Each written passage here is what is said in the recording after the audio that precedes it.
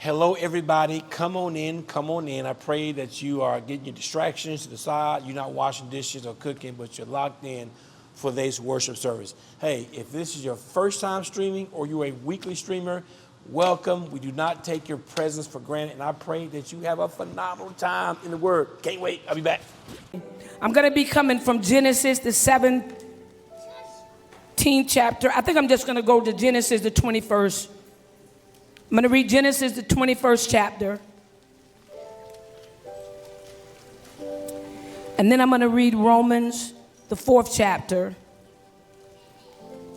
17 through 20. Genesis, the 21st chapter, the first verse. And the Lord visited Sarah as he had said. And the Lord did unto Sarah as he had spoken. For Sarah conceived and bare Abraham a son in his old age, at the set time of which God had spoken to him. And Abraham called the name of that was born unto him, whom Sarah bare, Isaac. Go to Romans, the 4th chapter. I feel the presence of the Lord. Romans 4:17. As it is written, I have made thee a father of many nations, before him whom he believed, even God who quickeneth the dead and calleth those things which be not as though they were, who against hope believed in hope, that he might become the father of many nations, according to that which was spoken, so shall thy seed be. And being not weak in faith, he considered not his own body now dead, when he was about 100 years old, neither yet the deadness of Sarah's womb. He staggered not at the promise of God through unbelief, but was strong in faith, giving glory to God. I want to go ahead and give you a part of my topic, and I'm going to save the main topic for just a moment. But a part of the topic is finding destiny in a dead place. Destiny in a dead place. And I didn't get the response that I thought I was going to get right there. So let me try it again. It says building because you're different. It takes a special person to believe God for what God said when what God says look dead. Oh, okay. Okay, I'm going to find who I came for in just a minute. Because anybody can believe when everything is alive. Anybody can believe when everybody likes you. Anybody can believe when you have more than enough. But what do you do when God gives you a promise and that promise looks dead? Be seated in the room. Here today, I like talking on Abraham because Abraham is the individual that can teach us the process of how to handle God's promise. And every person in the room this morning, the Lord sent me in the room to remind you, what is it that God has promised you? What is it that God has promised you for your children? Promised you for your family? Promised you for your business? Promised you in health? But it hasn't come yet. It didn't look like it. Now it's been years and you're still waiting. And you're still believing, because there's something about an individual that God can make them a promise. And then, we love those sermons, a 24-hour miracle. Oh, I love those kinds of messages. He did it while I was asking. He moved while I was worshiping. That's wonderful.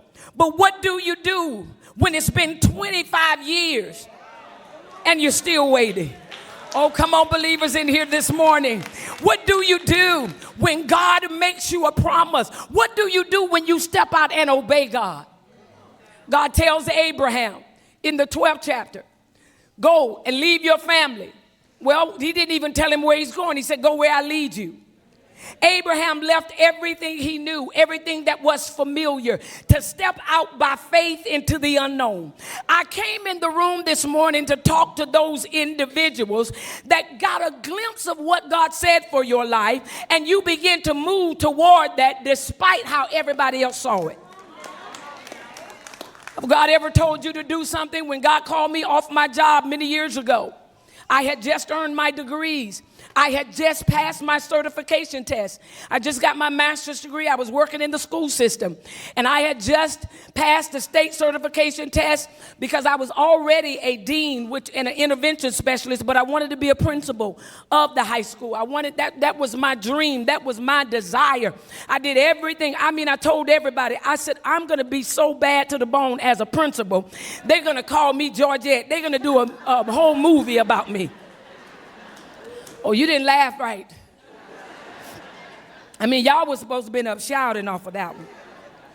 When I tell you I was good at my job, I handled the children with special needs, but those that were emotionally disturbed. Come on now, those that just didn't sit down when you say sit down, and you were hoping they didn't have a weapon, you were hoping they weren't going to hit you. Those were the ones that I dealt with and loved it. Oh, I loved it. Just let them call me on the radio and tell me there was a situation. And I wore heels to work every day. And I would walk down the hall in authority, not knowing God was preparing me for what I would do later. Come on now. Come on. And so I got all of the degrees. I told everybody I was excited about what God had done. I said, can you believe I passed the test? Because they had already told me if you pass the test, it's like taking the bar exam. And I was in there with a lot of younger people. They were younger than me, and they took the exam, and I saw their face, and they didn't pass. And I was like, okay, God, I'm ready to go now. I'm stepping into my dream. I'm getting ready to do what I have always wanted to do. And right after, I had everything in hand to do what I had a dream for, what I had a desire for. In the middle of the school year, in the middle of that Christmas break, the Lord said, I don't want you to go back to work. And when I heard it, I was at home and I heard it and I said, Satan, the Lord rebuke you. I know this is not God. This cannot be God. This can not be God that just let me get in all of the student loan debt. Let me study and have to pass college algebra and all of the math that knowing I can't even add good. But I had to pray, speak in tongues, and trust God. Oh, well, this is not God. This is not God after I told everybody what my desire was. I testified about it. I cried about it. Oh, I ran around the church, had the church praying for me. And God said it again. I'm calling you into full-time ministry. And I said, this can't be God. And I said, God, this can't be you. And he said, trust me. And I asked the Lord, but he didn't answer me right away. Why didn't he allow me to do what I had the dream and desire to do? He said to me, he said, destiny is never about what you desire to do. It's about what you're designed to do. Oh, you're not going to hear me. He said, this is why a lot of people are on jobs and they're happy, pleasing and excited about what they're doing, but they're not making the impact that I sent them the earth to do. It's because they're in a situation where they're desired, they're happy. But when you step into the role that you've been designed to do, you will do it if everybody leave you. You will do it if you're happy. You will do it. Okay, y'all ain't going to talk back to me this morning on this because there's some people in the room. God is getting ready to shift your life. And I heard the Lord. He said, if you trust me, you'll never be broke. I had people say, well, baby, you're too young for a pension. I left with anything. They thought I had a nervous breakdown. All the people started calling me in the county. They was like, Miss Capehart, now, did the kids get on your nerves? Are you okay? Let's send you somewhere. They wanted to send me somewhere.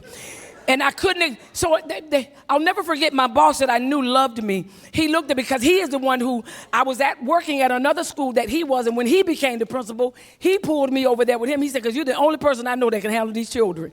He said, so you got to go with me. So I followed him. And he looks at me and he says, how do you, what?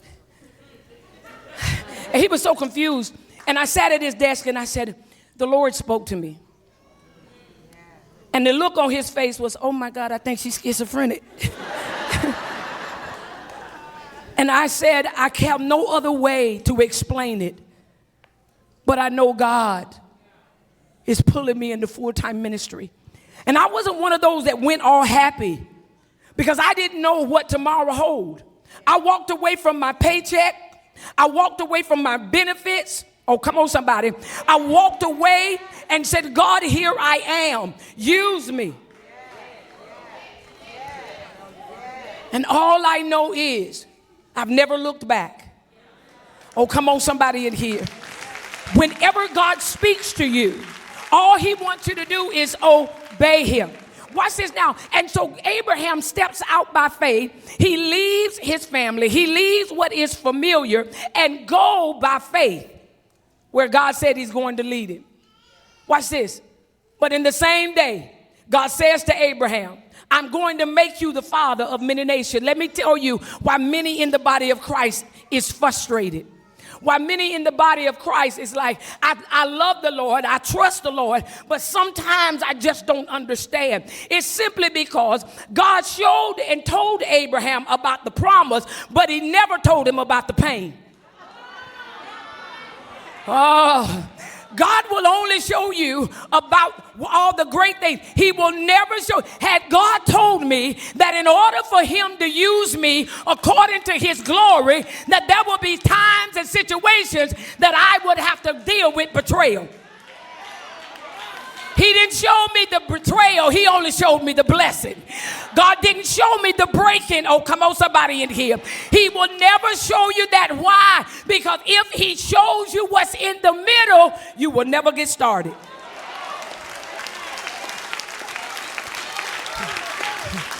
God will never show you. He will never show you the pain. He will never show you the trauma. He will never show you the drama. Oh, come on, somebody. All he said to Abraham is, I'm going to make you the father of many nations. Now here's where I'm confused, because I can see my life in Abraham. God says to Abraham, I'm going to make you the father of many nations. Now watch what he does. He connects him to a woman with a barren womb.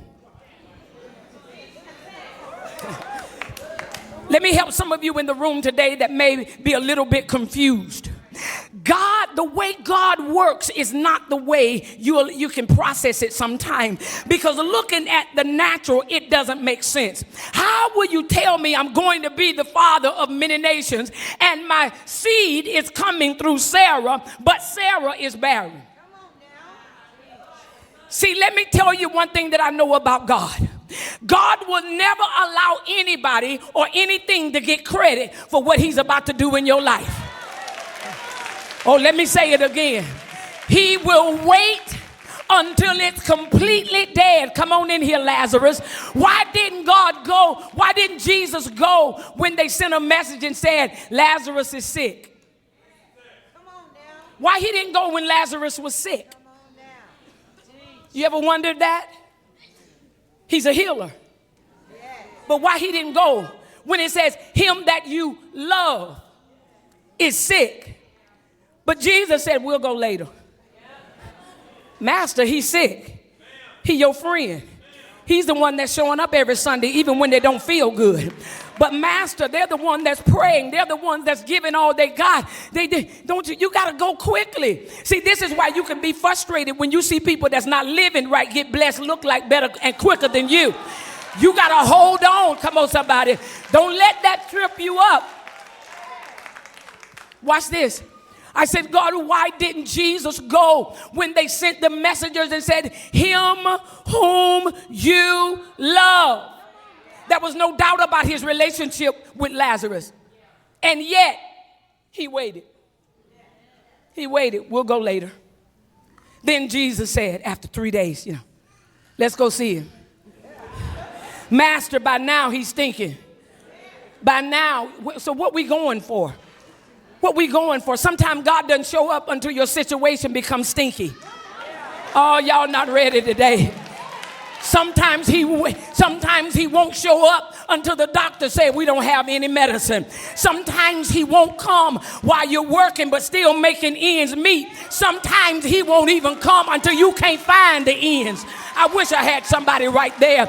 But there's a remnant of people that God can trust with a delayed promise. Come on now, because he knows you've been built to wait. I dare you to look at your neighbor and say, you've been built to wait, not built to break. Now that will preach right there. Watch this. Let me hurry on with Lazarus. Let me hurry on with Lazarus because somebody need this. Watch this. I said, God, why did Jesus delay in going? And he said, there's always going to be a delay with those who are destined for greatness. I will never answer you quickly. I will never move. Watch this now. I will never move for you just because you're crying. Your tears don't move me. Your destiny do. Y'all ain't saying nothing. This is why just because you are weeping and crying, God, I need you to do it. God will not answer you prematurely. Why? Because he said, I set a timer on this thing before I dropped you in the earth. And I knew no matter how long it waits, no matter how long it takes, I can trust this one to wait. No matter how long it takes, I know that though they are wounded, know they're in warfare, some way, somehow, they're going to still worship me. Is there anybody in the room that have gone through some situations and you thought you were going to quit and you thought you were going to lose your mind? But in the midst of it all, God, I may not feel you, I may not hear you, but I know you have not left me.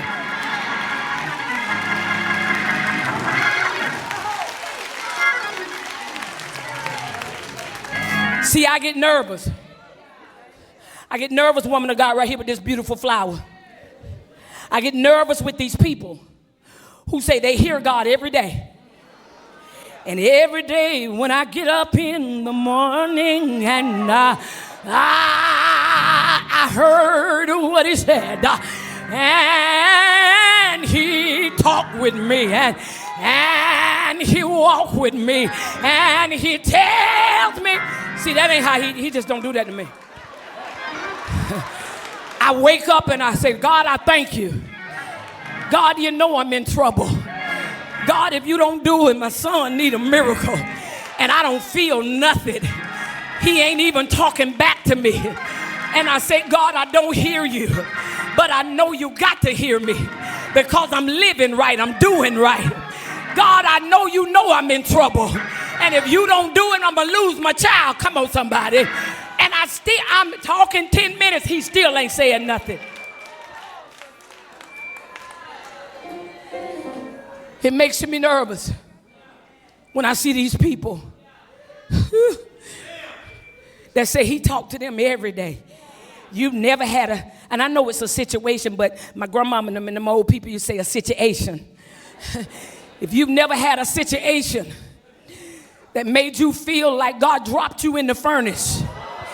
And I know Daniel and the three Hebrew boys said they saw the fourth man. But you in there like a lonely man. Y'all ain't gonna talk to me in here. You down there said, I can't find nobody. I got in here because I was a believer. Where is God? Watch this. And so I said, God, now watch this. This is gonna bless your heart. I said, God, why didn't Jesus go when the messenger said Lazarus is sick? He's sick. Watch this. They didn't even say, he's sick, we need you to come. Go read that. It just said, he's sick, whom you love. Because you think, if you call somebody you in covenant with, and I tell you I'm in trouble, I don't have to back it up with, I need you to come. If I call you and tell you I'm on the side of the road, don't be talking about, oh, okay, I'm going to pray. That's how we do when people need food. And they say they hungry, and we say, I'm going to pray. No, that ain't why I told you I was hungry. I don't need prayer right now. I need some food. I'm going to die while you're praying.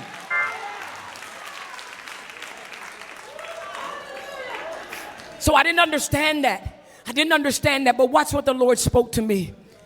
He said, there's a group of people that I can trust with delay. There's a remnant in the body of Christ. And that is the remnant that God is getting ready to show up in your life. Because he's watched you, watch this now, he has given you a promise many years ago. And he has watched you watch everybody else get blessed but you. Watch this. And he's also seen them get their blessing and leave. But he watched you suffer and stay. Y'all ain't go. Y'all ain't ready with that one. He has watched you suffer in your body, but I still believe he's a healer. He has watched you suffer in your finances, but you still a giver. He has watched you suffer with your children while you still counsel somebody else's children, waiting on him to heal yours. Now you gonna know you gonna know you good and safe. That's when I knew I was good and safe. When what I was praying for and waiting for, God had the nerve to use me to pray for somebody else. And then they had the nerve to call, woman of God, God did it, just like you said.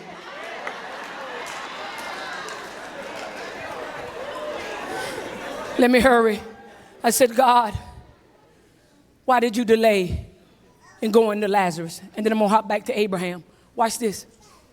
He said to me, I delayed in going to Lazarus as a healer because I knew I could trust him to die. Let me see if I can say that again. He said, I delayed in going to Lazarus because I knew I could trust Lazarus to die. And I knew I could trust Mary and Martha. I'm like, but Mary and Martha said, had you been there, their brother wouldn't have died. Watch what the Lord said to me. He said, I delayed in going because Mary and Martha already knew I was a healer.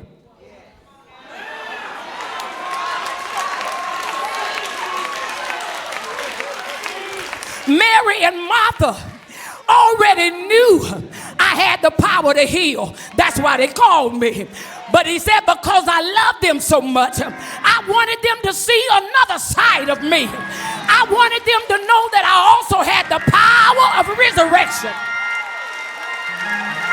I didn't show up as the healer. I showed up as the resurrector. I came in the room today to let somebody know you are about to see what a resurrector looks like. Hit your neighbor.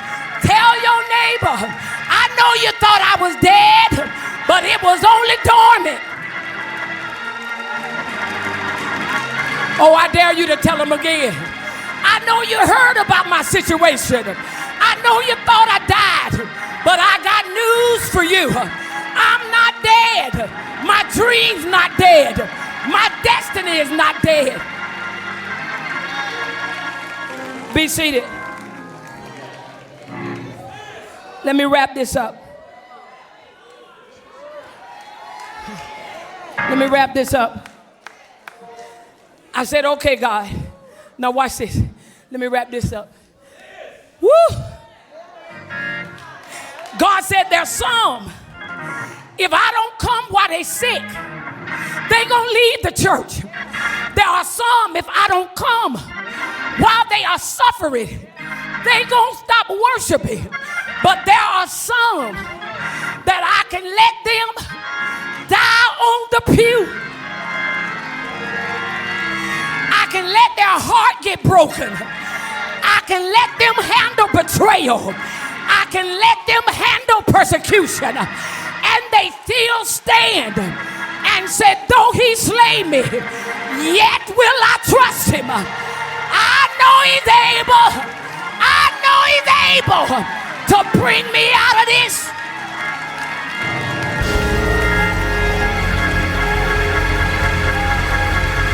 It may make me cry, but it won't make me die.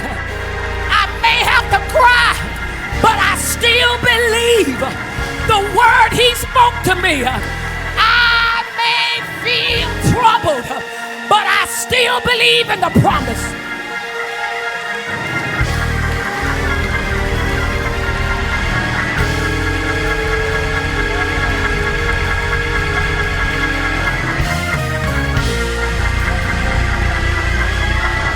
I got 10 minutes.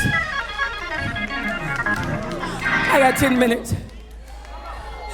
You can keep standing if you want to. That'll help me quit. That'll help me quit. But Abraham, see the thing with Abraham, I found myself, woman of God right here, beautiful lady with the braids right here. I found myself the last couple of years. I found myself as Abraham. I said, God, when you called me off my job, you told me what you were going to do for me. Then years later, you told me that you had put a mandate on my life to build a healing center where people that are broken could come for a couple of days and stay and then get the healing and the counseling that they need. I said, God, I trusted you with everything I know, but where's the building? Over the course of my ministry, I've traveled the world. I've preached, prayed, and prophesied over many churches. I walked in the middle of the sermon, just start prophesying. Oh, Pastor, the Lord said that He's going to bless you, and somebody's going to come in, and they're going to pay the church that you're trying to build. It's going to be debt free. Oh, I get a phone call. Woman of God, a man came in, dropped millions in the bucket. Y'all ain't saying nothing. We were able to build our building according to the blueprint that was on Pastor's heart. And Pastor wants you to come back for the grand opening since it was you that gave the word. And see, I would go back and do the grand opening. But I didn't know then that God was testing me, man of God. And I would stand there. And the Lord wanted to see, are you going to have a heart to celebrate, or are you going to have a heart to covet?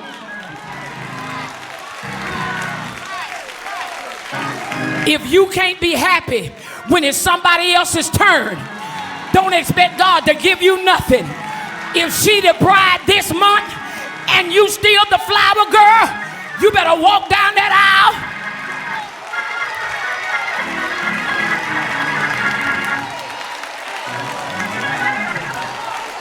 Carry your bouquet, be the best flower girl, because the same God that did it for her, He is a God that cannot lie. No, you sit there as a flower girl.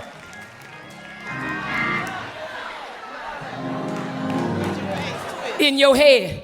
I hope she tripped coming down. Don't know what he want with her anyway. I didn't know God was testing my heart.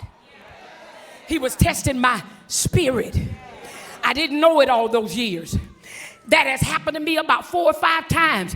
Every time they want me to do the grand opening.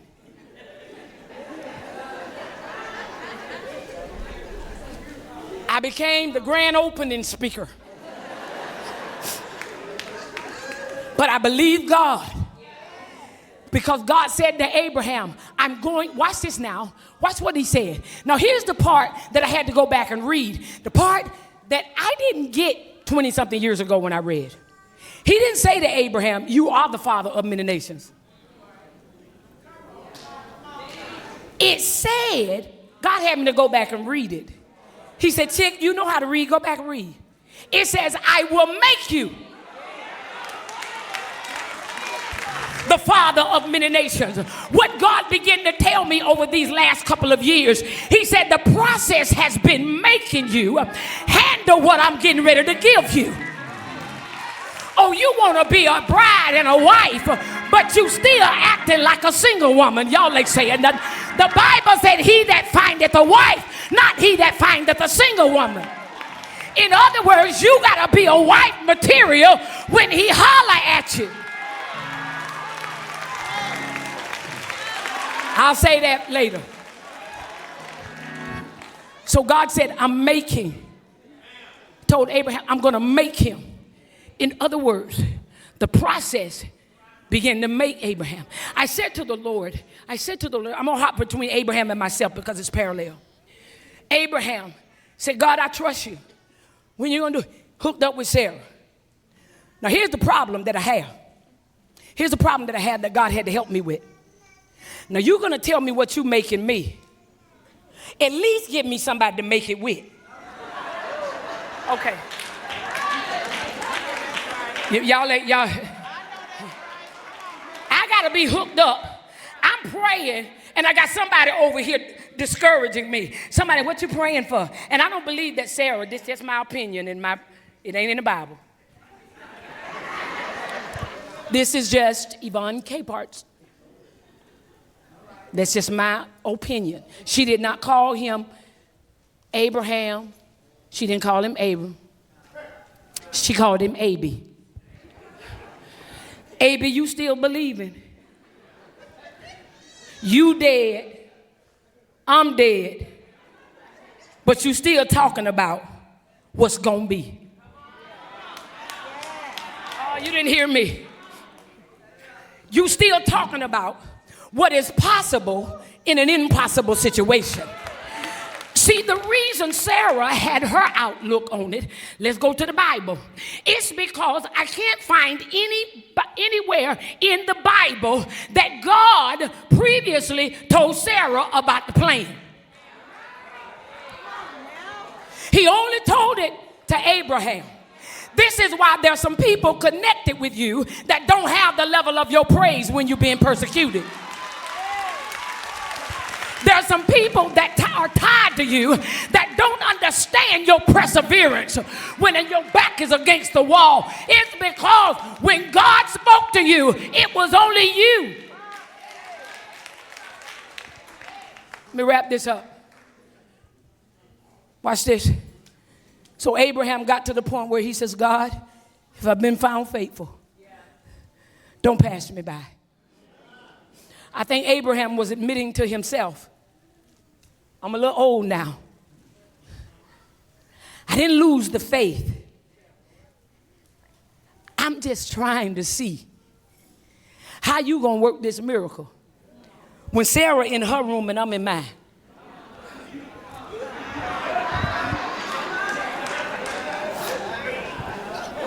See, y'all gonna figure that one out. I just heard somebody say, Johnny, what'd she say? Y'all know that commercial? Johnny, what'd she say? Okay.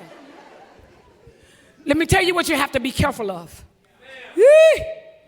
Let me tell you what you have to be careful of when you get a promise from God. That God said, I already know, but he don't tell you. It's going to be 20-some years before it happened. Watch this. You have to be careful of one season. I said, God, what is that season?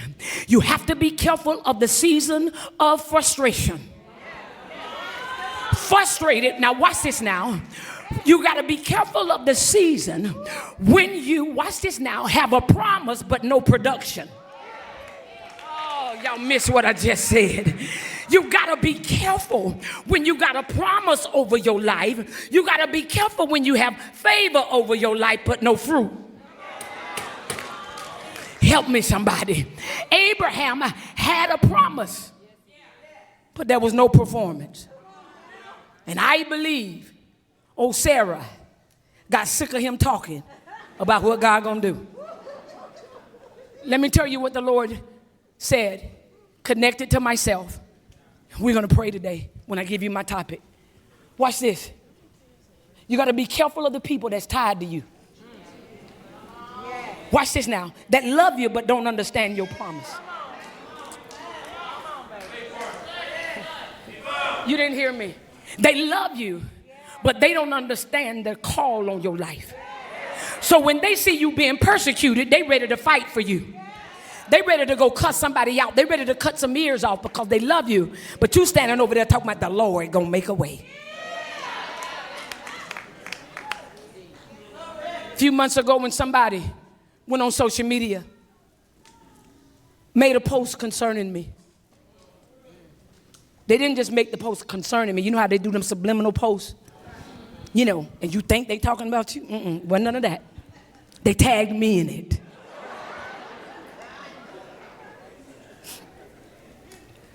And when I saw it, the tears would not stop flowing. I cried uncontrollably where I could not talk. I couldn't speak. I couldn't do anything. Finally, after a brief moment, I was able to screenshot it, and I sent it to the person that was connected to them. Do you see this? I know you're going to have them take this lie down. No response. And the post intensified with other witches getting on. And it intensified with other derogatory things. 13 hours it stayed up. And I said to God, God, I walk in divine integrity. I said, I've never even written a bad check, because when you called me in ministry, you said, let your name be known at the bank like it is in the pulpit. So that when you need something, you can walk in there with honor. I said, I don't bother nobody. And I'm just crying. My phone blowing up. People begging them to take it down. This was somebody that was previously connected to me. And I said, God, why would you allow this? And I don't ever like God's responses. I'm in a full-fledged spiritual, emotional breakdown. God, why would you let this happen? And in a whisper, he said, the same reason I allowed my son to bleed.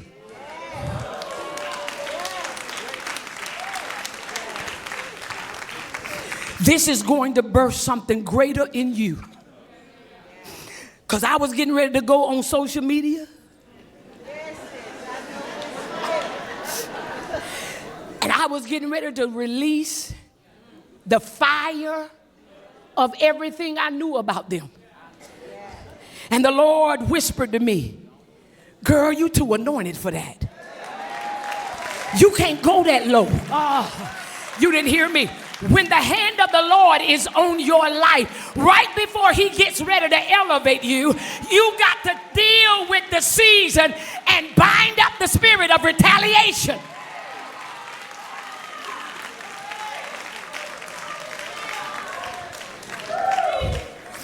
I sat and I cried until after a couple of hours, the wind of God showed up in my room.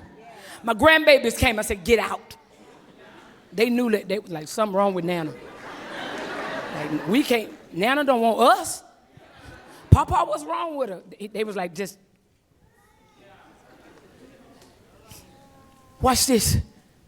Abraham said, God, why has it been so long? Now watch this. God had promised Abraham. God had made me a promise. And I didn't know he was birthing something. Watch this. So Sarah gonna help him out. She tired of him grieving.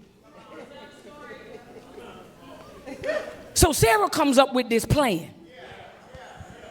I'm gonna get my servant girl Hagar to marry you. You gonna go in with her and you gonna have these children that you keep hollering about. The one that's gonna make you the father of many nations. I don't care if they make you the father of one nation, just so I quit hearing about what you about to be. Hagar goes in. Hagar comes up pregnant. It was at that moment Sarah realized, I have my answer now. The problem ain't in Abraham. The problem is in me. Y'all ain't saying nothing right there. She did that to show, because she didn't think Abraham was going to get Hagar pregnant. She wanted to see it was Abraham that was dead. Y'all ain't saying nothing. But her plot backfired on her and made her realize you are the one with the dead womb. The same one with the plan and the plot turned around and said, Hagar is a problem. Let me get out of here. Watch this. Now we got Ishmael. The Lord sent me here to tell somebody, be careful when you're frustrated. Because when you are frustrated and anointed, you have the potential to birth a flawed fruit. Let me say it again. Because you are anointed to birth. Y'all ain't saying nothing. Abraham was anointed, come on now, to become the father of many nations. But you have to be careful what you lay your hands on, put your idea to. Come on, somebody. When you are anointed, because it still will produce, but it won't be promised. Okay, let me go back to myself, because that didn't do nothing for anybody. I got two. Let me see. Give me about 5 more minutes. Watch this. So when God told me back at the latter part of last year, the beginning, it started in 2023 in October. I went to a conference, preached at my friend's church, and I gave them a prophetic word. I saw the Lord. The Lord showed me this huge church, and then I saw buses. I said, I even see a school attached to it. I see a gymnasium. I see all of these buildings and property. They were in a little small church. I said, but the Lord told me to tell you it's going to happen suddenly. A pastor called the pastor of that church.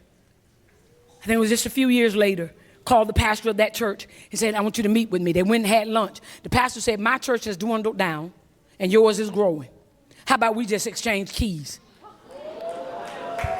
The church had a gymnasium. Oh, y'all ain't saying nothing.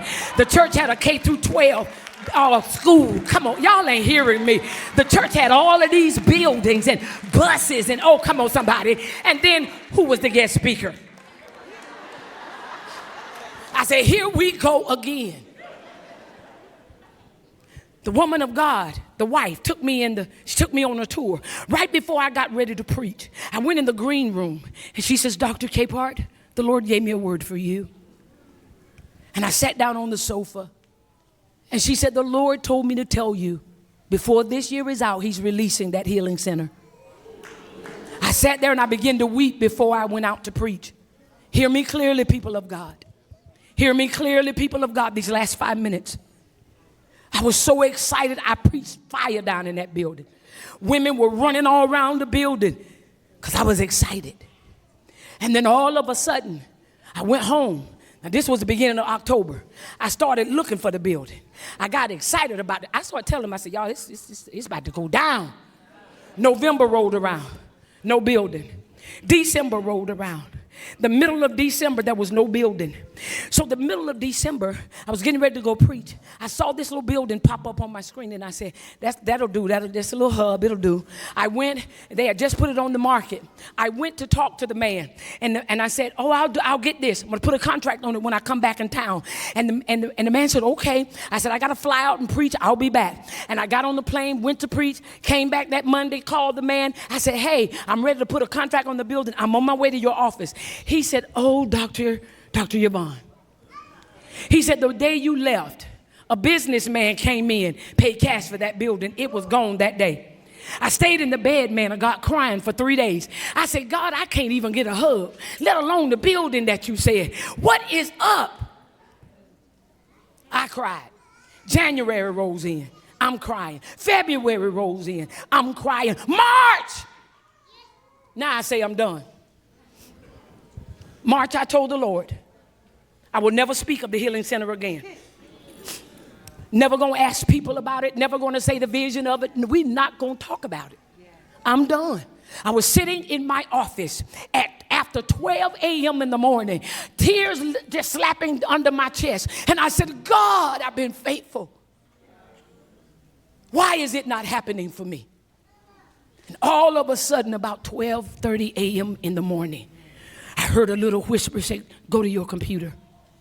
I'm like, I'm over here just dying spiritually, and you want me to go look on the computer. I need you to tell me my tears is going to be okay. I need you to tell me you love me. I need you. He didn't say any of that. I went and typed in what he said. When I typed in what he said, poop, on my screen pops up a building. He said, that's your healing, and said it with an attitude.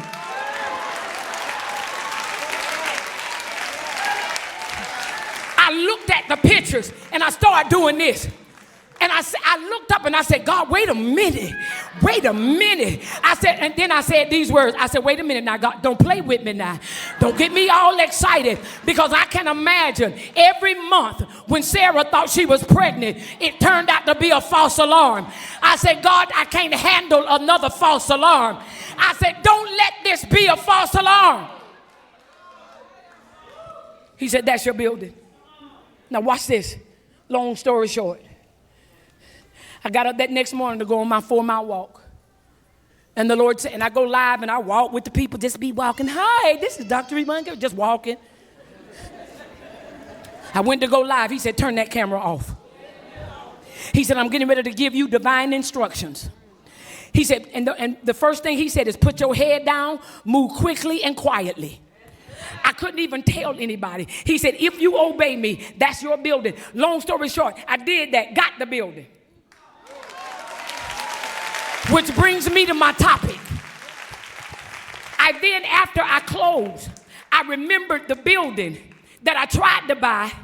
Now here's the power of God. I then remembered the building that I tried to buy in December.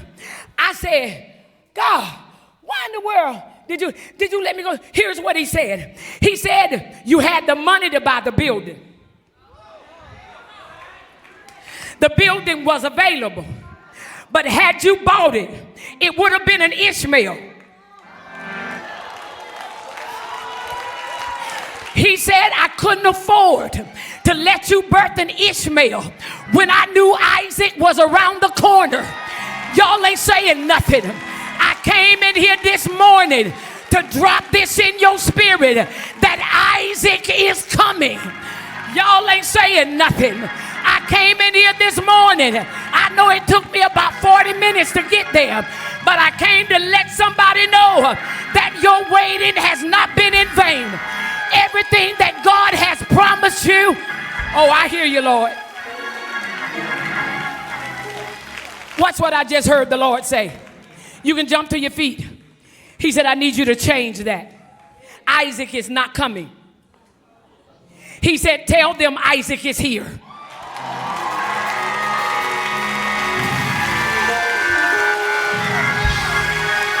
You didn't hear me. You didn't hear me. You didn't hear me. You didn't hear me. In Genesis, the 21st chapter that I read, it said, and the Lord visited Sarah, and the Lord did unto Sarah everything that he had spoken. I said, God, what are you doing?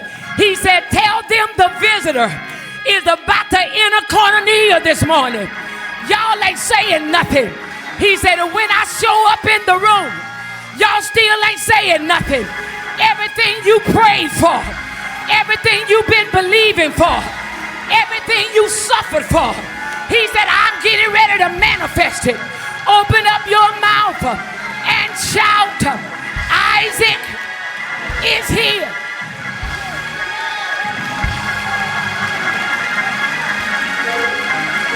You not shouting. You not shouting. You ain't acting like I was. Thank God he interrupted my plans and canceled my Ishmael, because he knew my frustration was about to birth something that was going to give me a headache. But I thank God that he said, you waited this long. Wait a little bit longer. Isaac is on the way. Open up your mouth and shout.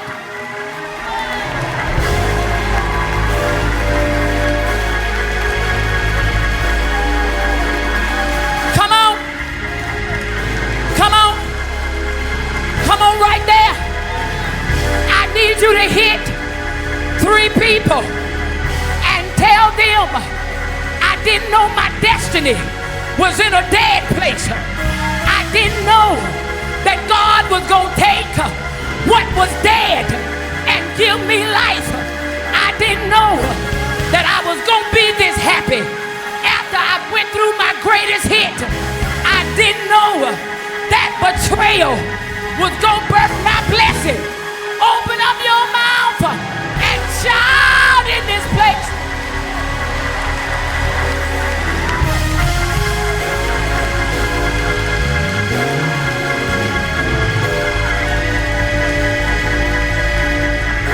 Hey everybody, I pray that today's message, today's service, bless your whole life. I'm praying that the worship, the word, the energy, some was done via stream that transformed your entire life.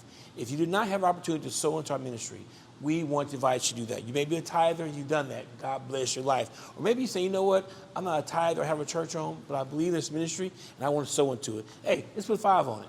Put 5 on it, put 5 on it, put 5 on it. The information is on the screen. God bless you. See y'all next week. This is KCC. Oh, one more thing I forgot. If you've never been here live, we want you to come visit KCC Live. Here's what we're going to do for you. If you ever want to travel to Arlington to attend a live service, watch this now. We will pay for your hotel night stay to be a part of KCC. Yo, what's stopping you now? Make a trip to Arlington, Texas. Come to KCC Live and in the color. God bless you. Peace.